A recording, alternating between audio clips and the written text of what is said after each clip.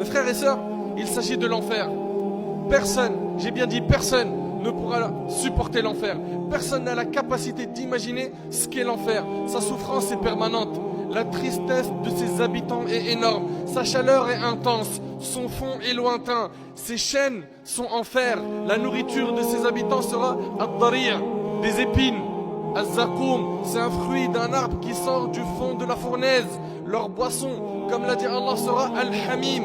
C'est une eau chaude qui jaillit d'une source bouillante. Ils boiront du sadid. C'est une eau trouble contenant de grandes quantités de matière purulente. Ses habitants ne mourront pas. Ses habitants ne mourront pas, ne dormiront pas, ne se reposeront pas. Ils seront en enfer. Leurs vêtements seront de feu, leurs couvertures seront de feu, leurs lits seront de feu. Ils mangeront du feu, ils vont boire du feu. Allahu Akbar.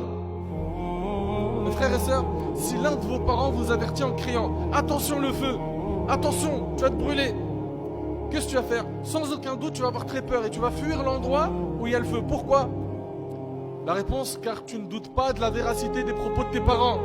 Mais qu'en est-il alors si cet avertissement vient d'Allah? Imagine que celui qui nous avertit de l'enfer, c'est Allah. Mais pourquoi est-ce que nos cœurs sont insensibles? Et n'oubliez pas une chose, c'est qu'Allah, tabarak wa ta'ala, on le sait, il est plus miséricordieux envers nous que ne le sont nos parents. Allah, tabarak wa ta'ala, est rahim. Allah, tabarak wa ta'ala, a créé sans miséricorde. Il en a fait descendre une sur terre par laquelle les humains et les animaux se font miséricorde les uns les autres. Et il a gardé 99 miséricordes pour le jour du jugement. Mais c'est facile d'esquiver l'enfer. C'est facile d'avoir le paradis. C'est même gratuit d'accéder au paradis. Tu viens à la mosquée, c'est gratuit. Tu payes pas en entrant à la mosquée. Tu ouvres le Coran pour lire, pour le méditer, pour l'apprendre, c'est gratuit. Tu veux faire du dhikr, c'est gratuit. Tu invoques Allah, c'est gratuit. Elles sont là les clés pour entrer au paradis. Pour aller en enfer, tu payes. Pour l'alcool, pour la drogue, pour forniquer, etc. Allah subhanahu wa ta'ala, il veut qu'on soit sur le chemin de la guidée. Il veut qu'on revienne vers lui. Il veut qu'on se repente.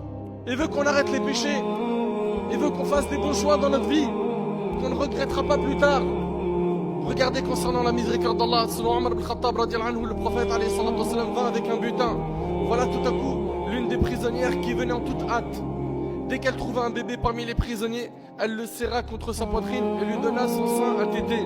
Le prophète alayhi salatu wassalam a dit: verriez-vous cette femme jeter son enfant dans le feu?